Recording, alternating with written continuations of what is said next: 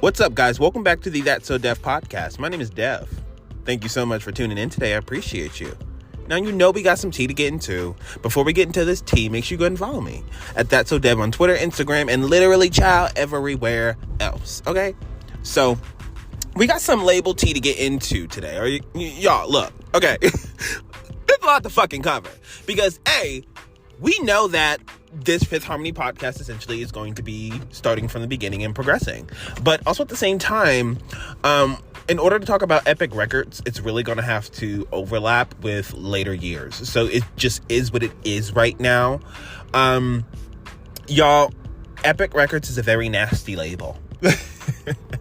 And historically, if you look at Epic Records and who they fumbled and blah, blah, blah, blah, I'm not here to talk about all those people, but if you want to actually go look those up, and I would recommend it, look up Epic Records history. And they don't have a very good track record, period. Okay?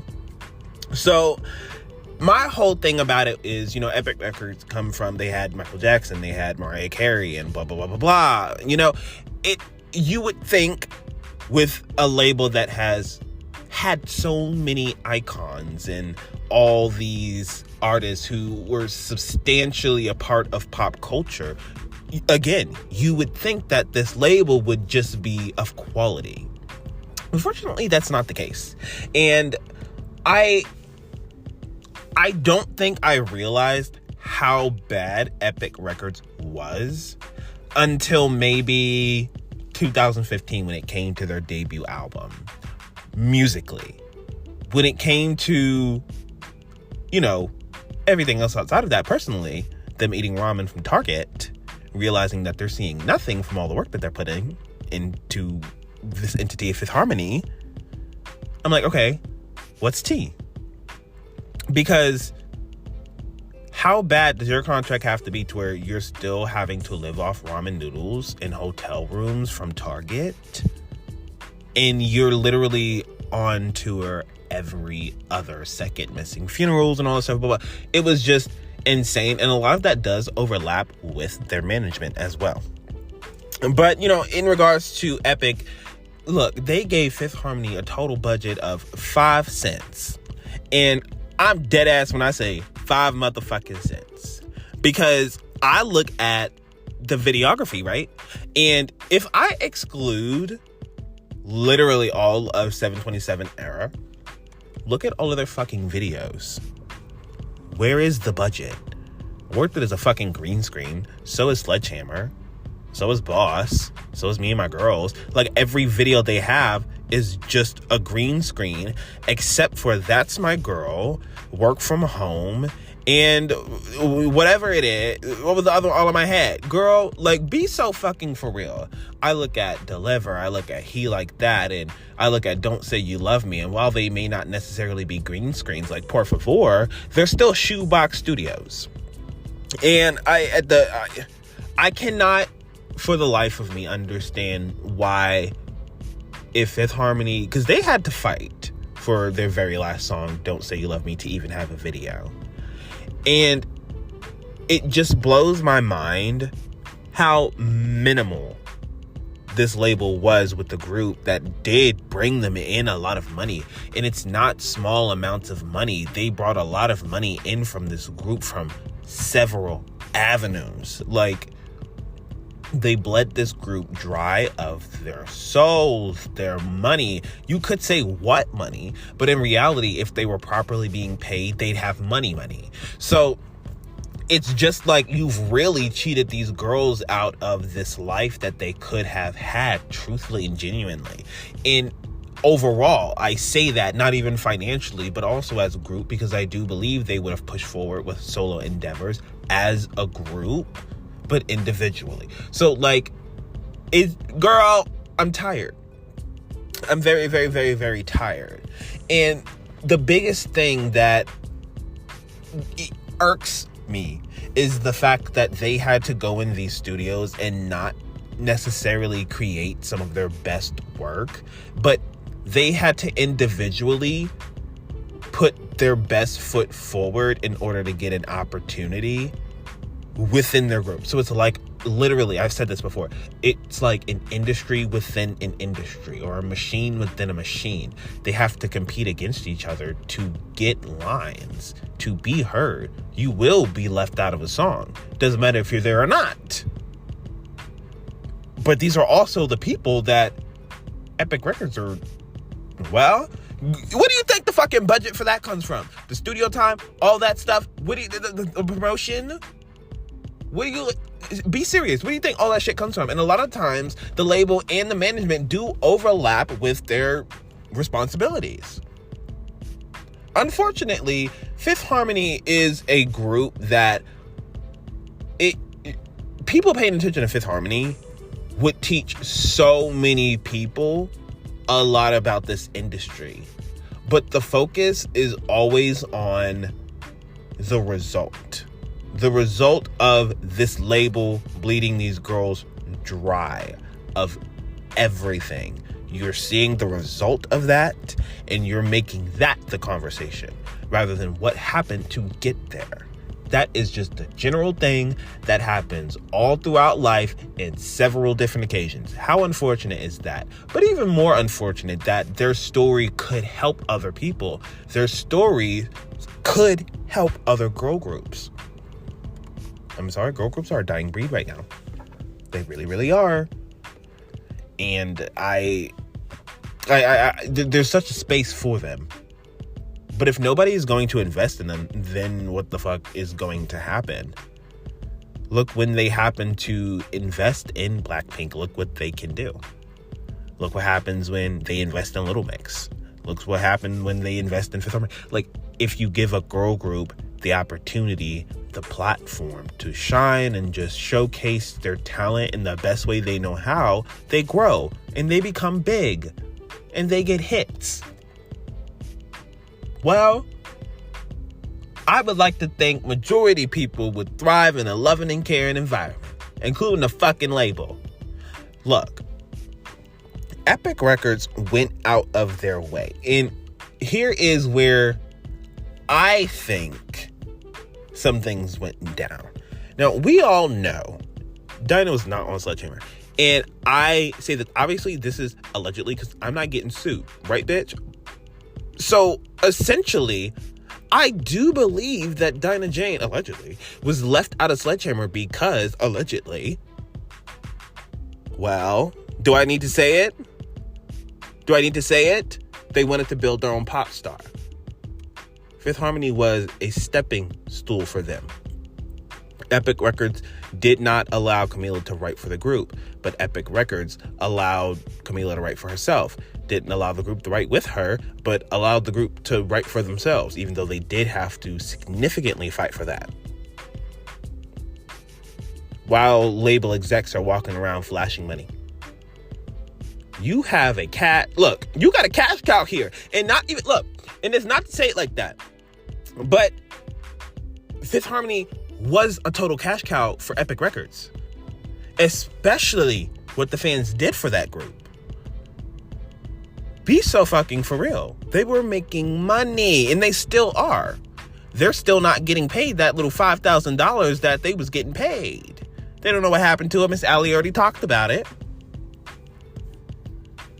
Epic Records had these girls on a mall tour. Mall of America. I know y'all remember that. I know y'all remember Mall of America. But think about it. Like, you go from performing at Mall of America to the American Music Awards and you still eating ramen. That's crazy. That's fucking crazy to me.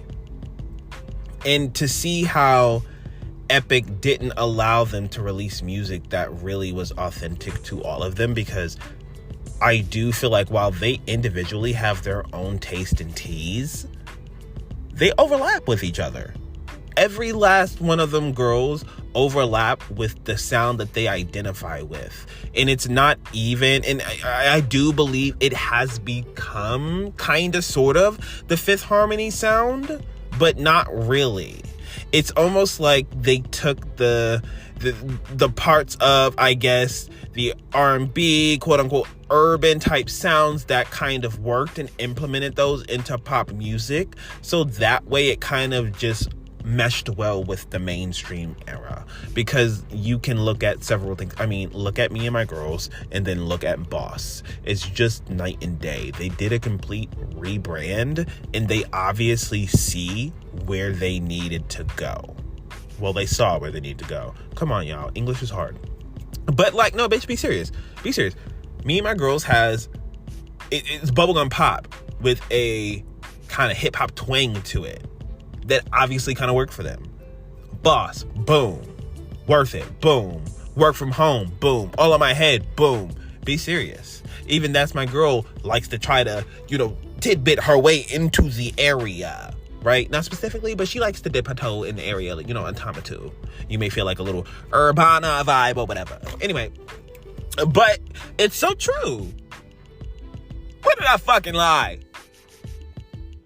Epic Records not releasing songs like Sensitive, and I'm gonna have a whole episode actually on talking about unreleased music, but like music like Sensitive, I don't know why that was not released. And even the song, what's the name of that song that got that short ass man that needs to stay in jail for the rest of his life? Monies. Whoa, ain't that. All they just needed to was, replace that man or whatever. We ain't noticed at the time, but like now that I do know it, replace that nigga. Anyway, Money's Sensitive. No. And here's what, here's why I'm gonna fight a bitch. Because why the hell is Big Bad Wolf only on the Japan Deluxe Edition in another fucking country? 2, the only place you can stream Voicemail by Fifth Harmony with full clear audio is Napster. Who the fuck is streaming on Napster? I was like, girl, be so fucking for real. Napster? Oh, bye. Voicemail had the potential to be like a true mainstream hit. I actually would have preferred that over That's My Girl. I would have preferred Big Bad Wolf over That's My Girl. And I don't mind That's My Girl, but it's definitely very pop.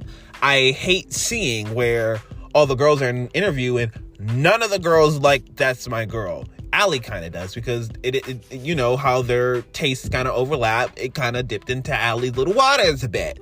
But I'm just like, why on earth?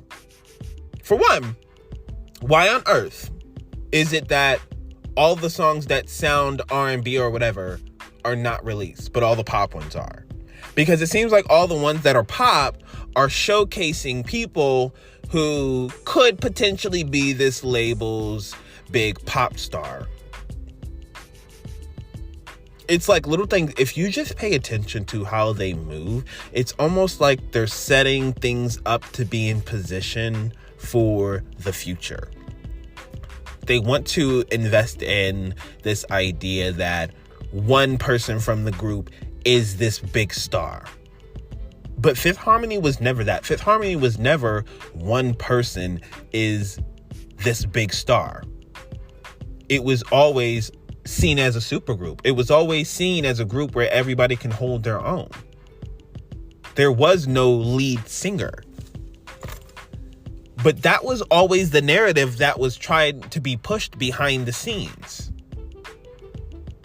I don't think that the fans allowed that. I think Epic forced their hand with it, and we see what the result of that is and was.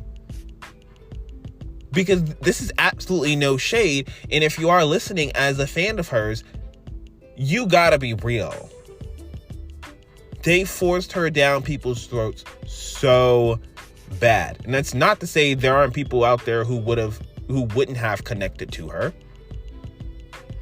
I still think that there would be a lot of people that would have connected to her a lot more.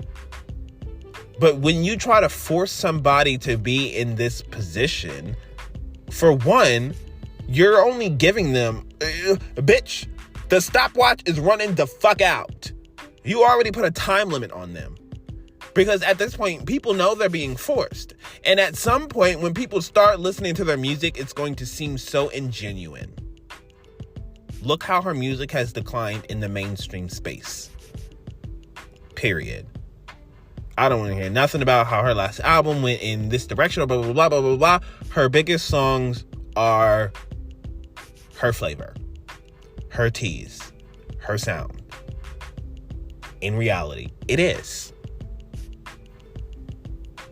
But just imagine a label that invests in all 5 girls in their each individual respective lane instead of seeing them as competitors, because the reality of it is they saw this group was a live singing competition behind the scenes for fucking Epic Records. Well, it is and was.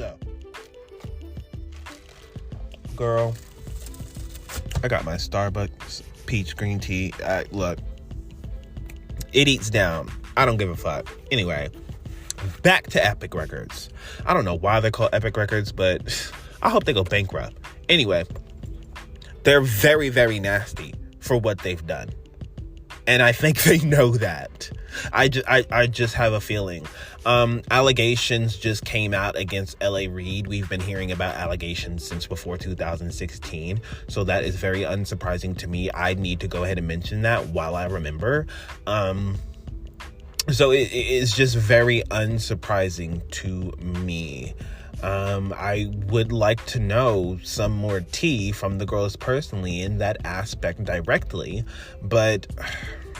and I had the nerve to see people defending L.A. Reid because, well, you can say what you want, but he did this, he did that. Girl, shut up. Shut up for 2 seconds. Shut the fuck up.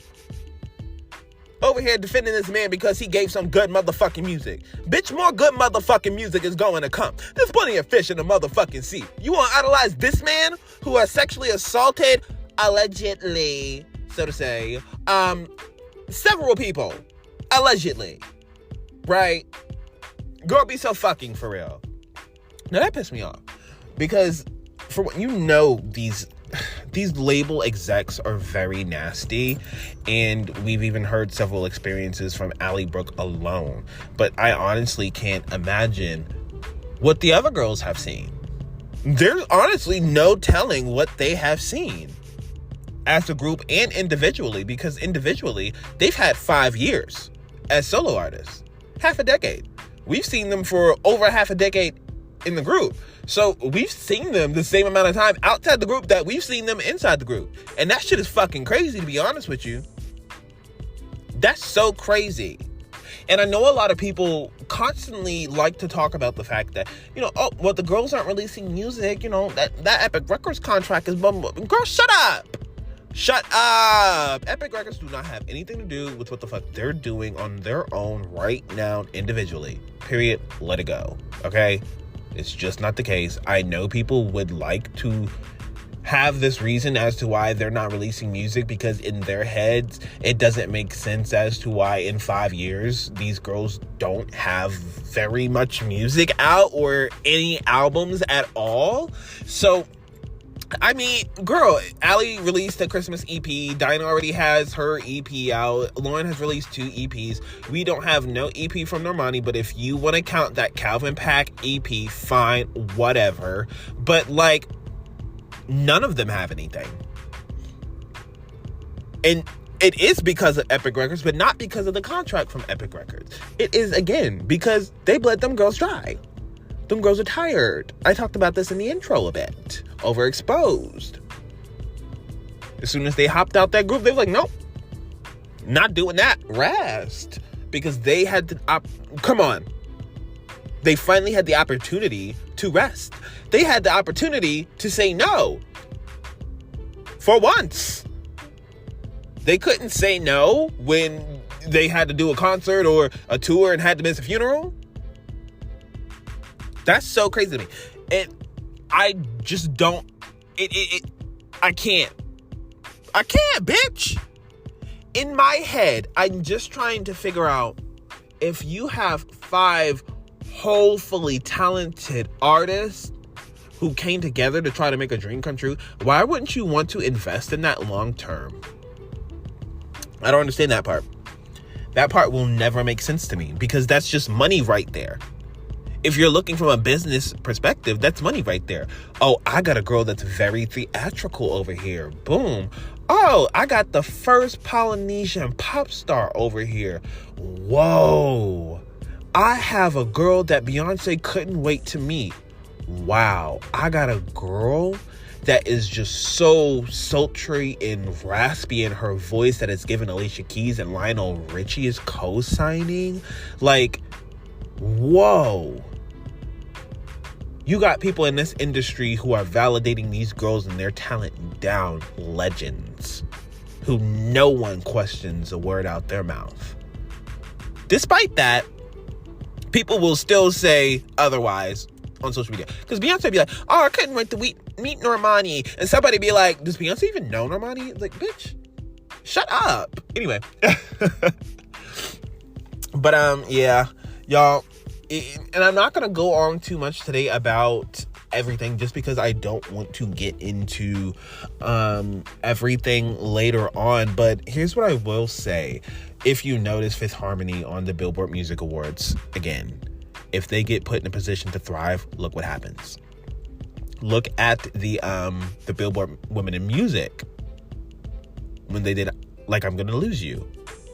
Look at that. I mean, this is what Epic Records would have had on a regular basis if they had invested in that. When I saw Like I'm Going to Lose You, I instantly thought about Fifth Harmony from X Factor. And it just makes you think about how much this label has destroyed their journey and their friendships. That sucks. You ruined everything about these girls. And you just make money off of it every day. And don't even think about it. Don't even care. That's so crazy to me. I'm like, for a label who... And I don't get it. I don't get it. Because it was just an opportunity for them. What do they have right now? DJ Khaled? They don't even have Camila anymore. Be fucking for real. Who do they have? Sierra? Especially after that Chris Brown song. What stage is she booking right now? Girl. Be so for real. Epic Records has ruined a lot of people's careers, and I feel like it has been swept under the rug. I'm not really sure why. And Simon Cowell being intertwined with that label doesn't sit right with me, because I personally felt like he just watched a lot of things just happen. I'm not really understanding why, if you see these girls going through hell with the labels, was there any part of you that wanted to intervene? Is there any part of you that wanted better? Is there any... For somebody who was just so invested in this group, seemingly, it just doesn't seem like he did too much. And that's not to say he didn't do anything, because God knows he probably did. God knows he did, actually. I'm sure... Look, Simon Cowell is the reason that they're on Epic to begin with. But it was just kind of like they won that, and it's just like he left them high and dry. That's what it felt like to me. I felt like he did the same thing with Little Mix. I felt like he did the same thing with all his groups. He leaves them to fend for themselves. And then, well, he has no part in that at this point, because his job was just to get them through the TV show or whatever. He's still getting a fucking check, so it don't matter to him. Y'all, what I would like to see upon a return of Fifth Harmony, because realistically, they're not leaving Epic. They're not. And they're not going to release some brand new album. If they released any album, it would be of their unreleased songs, whether re-recorded or not. They can do that. Finally. Even with all the new thing, because labels are now trying to clock people re-recording their music so that way they don't lose out on money. But Fifth Harmony has been done for long enough now to where it wouldn't even matter, and it would not even impact them. So I would like to see that. I would actually like to see Epic invest. The more that I look at how labels work now, because what Epic Records artist is at the top right now? What Epic Records artist is really doing shit? Generally, none. The label's on its way out. Sika already went bankrupt.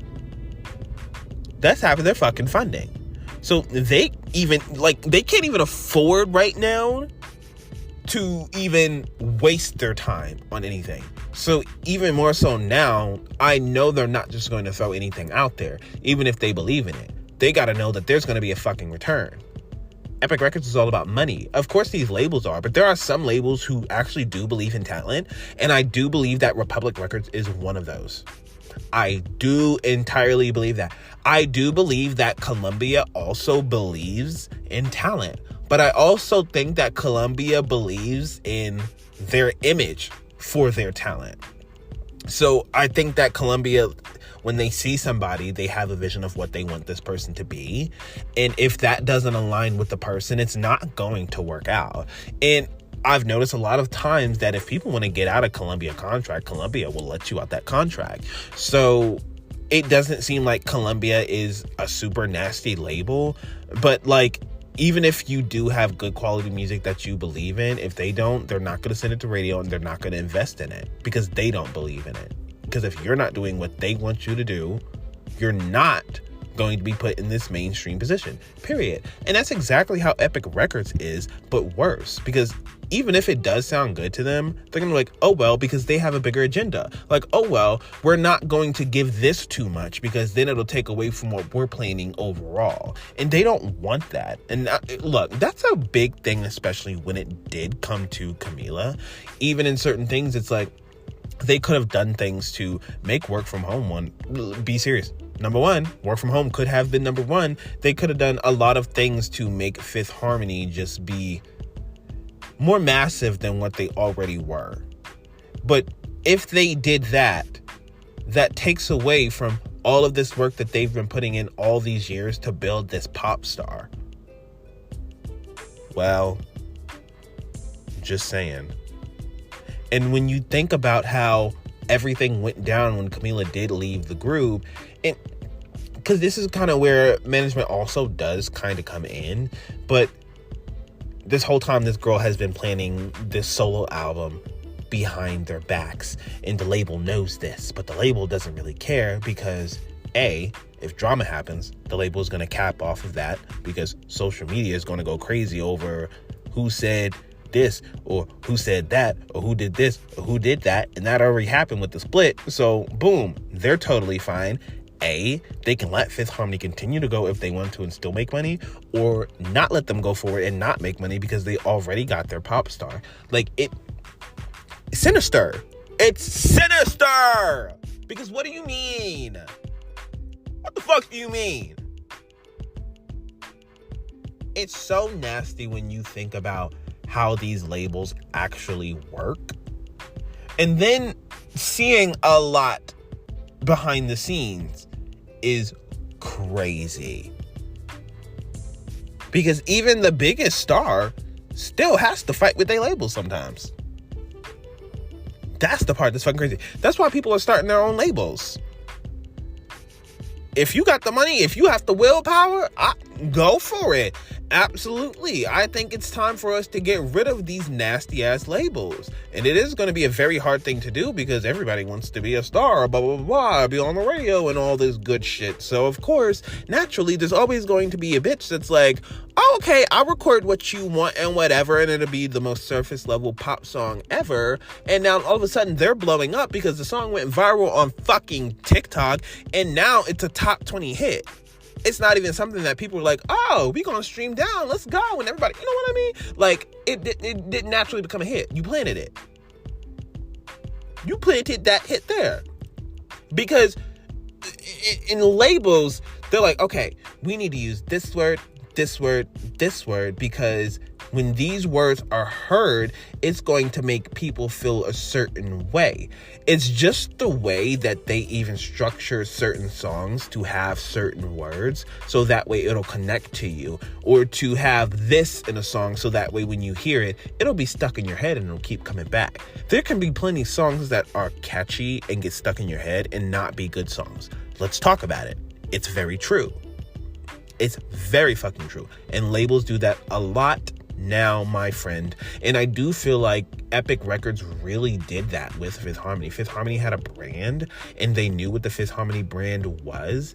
And I do feel like they created the Fifth Harmony sound. And the reason why I feel like they created the Fifth Harmony sound is because I was talking about earlier when they didn't release songs that sounded like R&B, right?